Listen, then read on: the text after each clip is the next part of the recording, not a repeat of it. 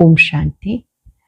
आज 24 मई 2025 के साकार मधुर महावाक्य हैं। आज बाबा ने बहुत सुंदर विधि सिखाई अमृत वेले के लिए। अमृत वेला अपने सभी संकल्पों को लॉकअप करके एक बाबा से मीठी मीठी रूहान करो। बाबा को याद करते रहो, बाबा की महिमा करते रहो। बाबा आप ज्ञान के सागर हो, पवित्रता के सागर हो, सुख के सागर हो। अमृत वेले के समय में इधर उधर की ओर कोई ख्यालात ना आए।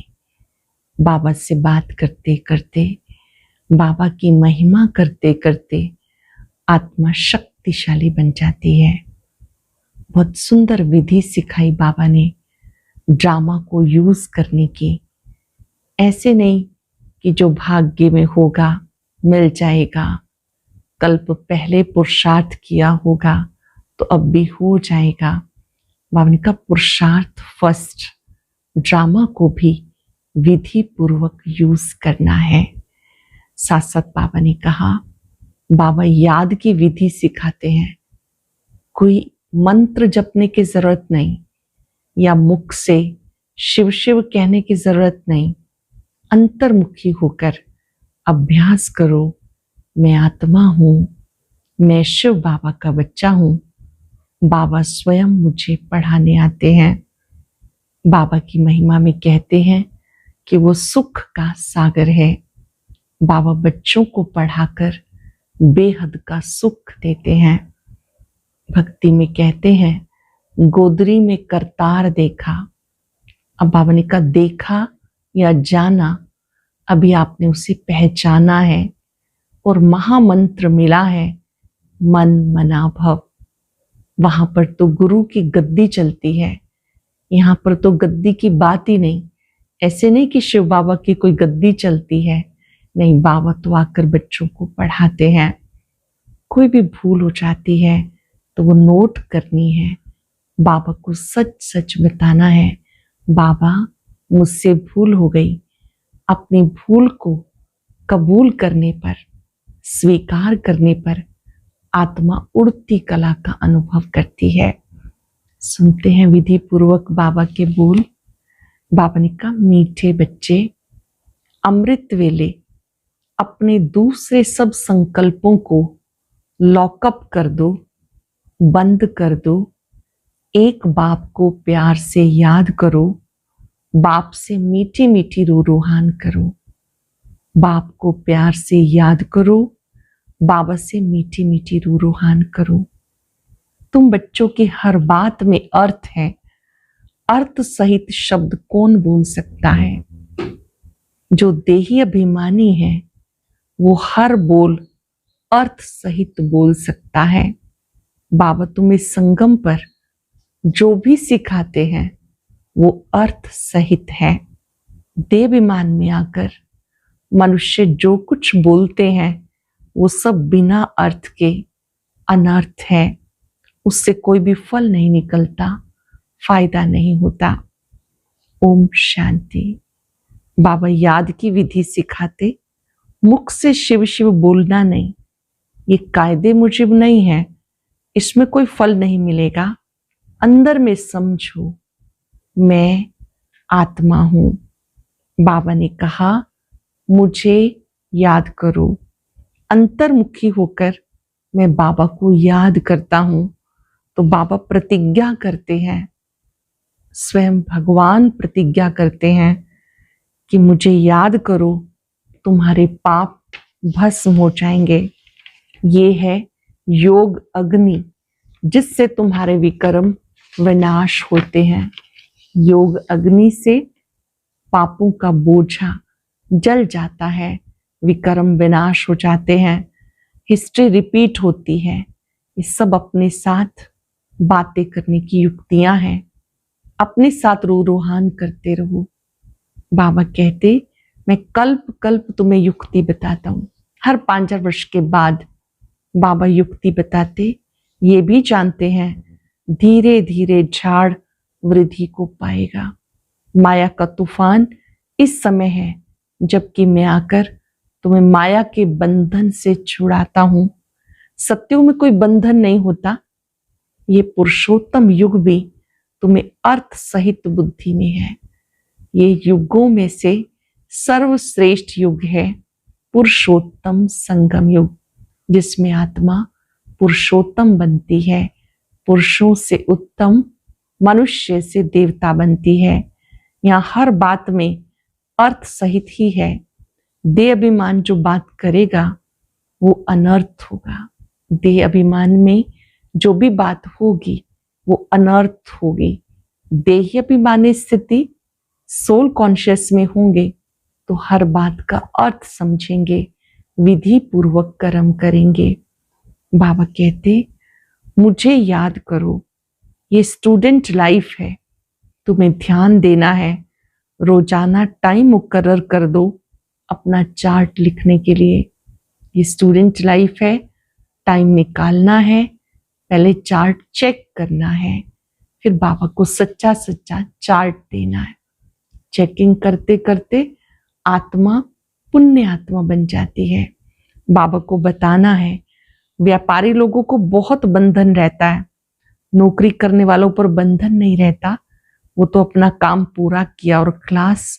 व्यापारियों के पास तो कभी भी ग्राहक आए तभी सप्लाई करनी पड़े, बुद्धियोग बाहर चला जाता। तो कोशिश करके समय निकालना है। अमृत वेले का समय बहुत अच्छा है। उस समय बाहर के विचारों को लॉकअप कर देना चाहिए। कोई भी ख्याल ना आए, बाबा की याद रहे, बाबा की महिमा में लिख देना चाहिए। बाबा ज्ञान सागर है, पतित पावन है। बाबा हमें विश्व का मालिक बनाते, उनके श्रीमत पे चलना है। बाबा की श्रीमत पे चलना है। सबसे अच्छी मत मिलती मन मना भव, दूसरा कोई बोल ना सके। कल्प कल्प ये मत मिलती है। हर कल्प बाबा कहते हैं मन ही मन मुझे याद करो। याद भी अव्यय विचारी चाहिए। ये वशीकरण मंत्र है, मन मना भव, तब खुशी भी होगी। शिव की अव्यय विचारी पूजा होती है। भक्ति मार्ग शुरू होता है, केवल एक शिव की पूजा होती है, बाद में अनेकों की पूजा शुरू कर देते हैं। बाबा कहते कि तुम्हें जो खुशी मिलेगी वो एकाग्रता से मिलेगी। एक की याद में उसकी महिमा करते उसके स्वरूप पर एकाग्र हो जाओ। मीठे मीठे बच्चे, मैं तुम्हें स्वयं ज्ञान देने के लिए आया हूं। जिसकी तुम भक्ति कर रहे थे, पूजा कर रहे थे, अब मैं स्वयं आया हूं। जिसे आप बुला रहे थे, अब बाबा कहते मैं आया हूं तुम्हें पढ़ाने के लिए। इस समय तुम एक मुझ बाप को याद करो, वही सुख देने वाला है। मैं आकर तुम्हें मंत्र देता हूं, मंत्र भी एक का ही सुनो। यहाँ कोई देहधारी कोई भी नहीं। यहाँ तुम आते हो बाप दादा के पास। शिव बाबा से ऊंच कोई है नहीं, ऊंचे से ऊंचा एक ही है। वही आकर ऐसा बनाते हैं, श्री लक्ष्मी नारायण जैसा बनाते हैं। उनको भी ऐसा किसने बनाया? बाबा ने कहा किसी को पता नहीं कि महालक्ष्मी कौन, महालक्ष्मी आगे जन्म में कौन थी। तुम बच्चे जानते हो, वह जगत अम्बा, तुम सब माताएं हो। वंदे मातरम, सारे जगत पर तुम अपना दाव जमाते हो, सारे विश्व का कल्याण करती हो। भारत माता कोई एक का नाम नहीं, तुम सब शिव से शक्ति लेते हो। योग बल से शक्ति लेने में माया इंटरफेयर करती है। ध्यान से समझेंगे। आप शिव से योग लगाते हो, शक्ति लेते हो, उसी में माया प्रवेश करती है। माया से डरना नहीं। युद्ध में कोई अंगुरी लगाते हैं तो बहादुर होकर लड़ना चाहिए। ऐसे नहीं कोई ने अंगुरी लगाई और तुम फंसे रहो। यह माया से युद्ध, बाकी कोई कौरव पांडवों की युद्ध नहीं। यहाँ पर तो बाबा कहते तुम्हारी 5 विकारों से युद्ध है। याद करने से आपकी जीत निश्चित है। घड़ी घड़ी कहता हूं बच्चे थको मत, शिव बाबा को याद करते रहो, वो भी बिंदी है, हम आत्मा भी बिंदी हैं। यहाँ पार्ट बचाने आई है, अब पार्ट पूरा हुआ। बाबा कहते हैं मुझे याद करो तो विकर्म विनाश होंगे। विकर्म आत्मा पे चढ़ते हैं, शरीर तो यहाँ खत्म हो जाएगा। कई मनुष्य पाप करते हैं तो अपने शरीर को खत्म कर देते, परंतु इससे कोई पाप उतरता नहीं। कोई भी भूल हो जाए तो बाबा को सच सुनानी है। ऐसे नहीं कि हमने शरीर को खत्म कर दिया तो कोई भूले समाप्त हो गई, नहीं। बाबा कहते पाप आत्मा कहा जाता, साधु संत आदि तो कह देते कि आत्मा निर्लेप है। जो कुछ भी करते हैं आत्मा के ऊपर प्रभाव पड़ता है। अगर कोई पुण्य करते हैं तो उन्हें पुण्य आत्मा कहते हैं, पाप करते हैं तो पाप आत्मा कहते हैं। अभी संगम पर पुण्य का काम करना है। पुण्य का काम कौन सा है? बाबा कहते मुझे याद करो और मेरा परिचय सबको दो। तुम बच्चों को भारत खंड के बारे में भी मालूम है। भारत अविनाशी खंड है, सौभाग्यशाली है। इस जैसा सौभाग्यशाली कोई खंड नहीं, क्योंकि यहाँ स्वयं भगवान आते हैं। भारत ही स्वर्ग था, जिसे गार्डन ऑफ अल्लाह कहते हैं। तुम जानते हो बाप फिर से भारत को फूलों का बगीचा बना रहे हैं। हम पढ़ते ही हैं वहां जाने के लिए, वहां मतलब सत्युगी बगीचे में जाने के लिए। ये ज्ञान की बातें बहुत समझने की है। तुम समझा सकते हो, बाप ज्ञान सागर है, ज्ञान की अथॉरिटी है, तो जरूर ज्ञान सुनाया होगा ना। ज्ञान से सदगति होती है, इसमें प्रेरणा की बात नहीं। बाबा सम्मुख आके ज्ञान समझाते हैं, तब भी बहुत थोड़ी आत्माएं समझती हैं, जीवन में धारण करती हैं। यहाँ प्रेरणा की बात नहीं। बाबा कहते जब बाप आए तभी तो समझाए ना। बाप कल्प कल्प आते हैं, अर्थात 5,000 वर्ष के बाद आते हैं। कल्प के बाद फिर बच्चों से मिलेंगे। तुम भी ऐसे ही चक्र लगाते हो, राज्य लेते हो फिर गवाते हो। ये बेहद का नाटक है। तुम सब एक्टर हो। हम आत्माएं देह रूपी ड्रेस यहां पर लेकर पार्ट बचाती है। ज्योति बिंदु आत्मा अपना पार्ट प्ले करके वापस घर चली जाती है। बाबा कहते तुम एक्टर हो। आत्मा एक्टर होकर क्रिएटर, डायरेक्टर, मुख्य एक्टर को ना जाने तो वो किस काम के। तुम जानते हो छोटी सी बिंदी आत्मा कैसे पार्ट बचाती है। अब फिर वापस जाना है। अब इस पुरानी दुनिया का अंत है। बाबा कितनी सहज बात बताते। और तुम बच्चे जानते हो बाबा कैसे गुप्त बैठे हैं। गोदरी में करतार देखा, अब देखा कहें या जाना कहें, बात एक ही है। आत्मा को देख सकते हैं परंतु उससे कोई फायदा नहीं। कोई को समझ में ना आ सके। आत्मा को तो समझा जाता है, तीसरे नेत्र से देखा जाता है। बाबा कहते जितना मुझे याद करेंगे पाप मिट जाएंगे। जितना याद में रहेंगे उतना खुशी का पारा चढ़ेगा। मनुष्य को पता नहीं कि भगवान को याद क्यों किया जाता है। कहते तुम मात पिता हम बालक तेरे, अर्थ नहीं जानते। तुम जानते हो शिव के चित्र पे भी समझा सकते हो। वो ज्ञान सागर है, पतित पावन है, उनको ही याद करना है। बच्चे जानते वो ही बाप आया है सुख घनेरे का रास्ता बताने। वो ही बाबा आया है स्वर्ग का रास्ता बताने। ये पढ़ाई है, इसमें जो जितना पुरुषार्थ करे उतना ऊंच पद पाएगा। ये कोई साधु संत नहीं जिसकी गद्दी चली आई हो। ये तो शिव बाबा की गद्दी है। ऐसे नहीं कि वो जाएगा तो दूसरे किसी को मिल जाएगी। यहाँ बाबा कहते गद्दी की बात नहीं है कि बाबा जाएगा तो किसी और को मिल जाएगी। ऐसे नहीं कि ये जाएगा तो दूसरा किसी को मिल जाएगी। बाबा कहते मैं तो तुम्हें साथ लेके जाऊंगा। कई बच्चे व्यर्थ ख्यालातों में अपना टाइम वेस्ट करते हैं। सोचते हैं खूब धन इकट्ठा करें, पुत्र पोत्रे खाएंगे, बाद में काम आएगा, बैंक लॉकर में जमा करो, बाल बच्चे खाते रहेंगे, परंतु गवर्नमेंट किसी को भी छोड़ेगी नहीं। उसका जास्ती ख्याल ना कर अपनी भविष्य कमाई में लग जाओ, अपनी सच्ची कमाई में लग जाओ।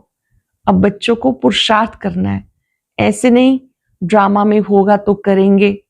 पुरुषार्थ बगैर खाना भी नहीं मिलता, बिना पुरुषार्थ के भोजन भी नहीं मिलता, परंतु किसी की तकदीर में नहीं तो ऐसे से ख्यालात आ जाते हैं। तकदीर में है नहीं तो फिर ईश्वरीय तदबीर भी क्या करेंगे। जिनकी तकदीर में है वो अच्छी रीति धारण करते हैं, औरों को भी कराते हैं। बाप तुम्हारा टीचर भी है, गुरु भी है, तो उन्हें याद करना है। वही बाप, टीचर, सतगुरु हैं।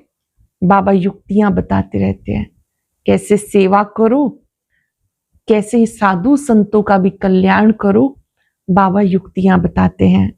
अच्छा, मीठे मीठे सिक्के लदे बच्चों प्रति माता पिता बाप दादा का याद प्यार, गुड मॉर्निंग।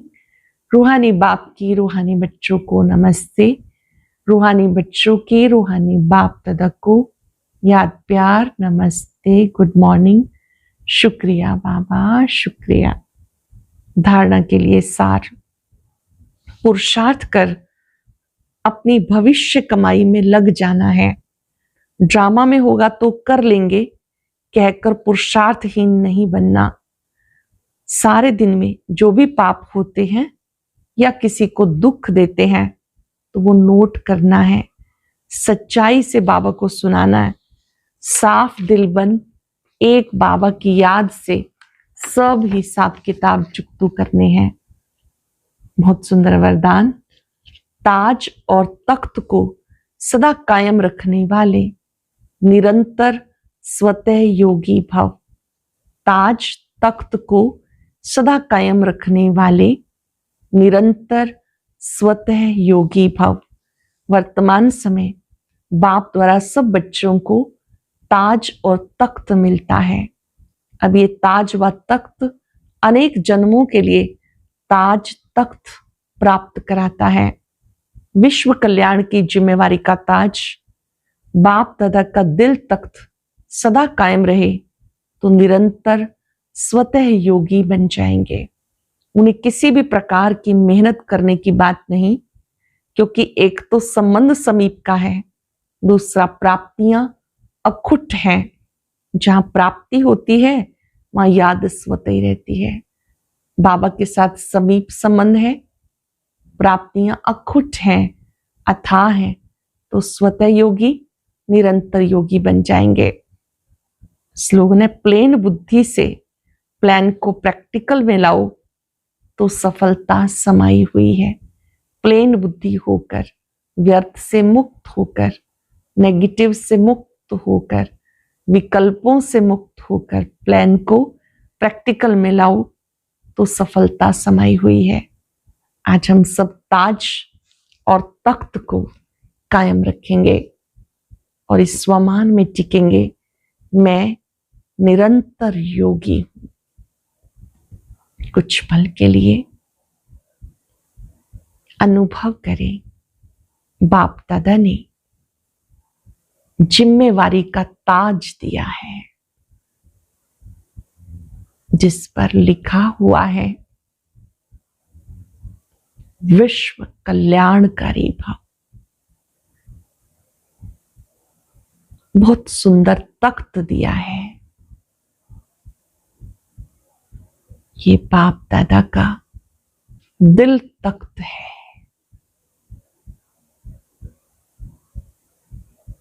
जो आत्मा बाप दादा के दिल तख्त पर है स्वतः ही एक की लगन में मगन हो जाती है, निरंतर योगी बन जाती है। बाबा के सत्य स्वरूप को देखते हुए उनकी शक्तियों को अपने में आता अनुभव करें।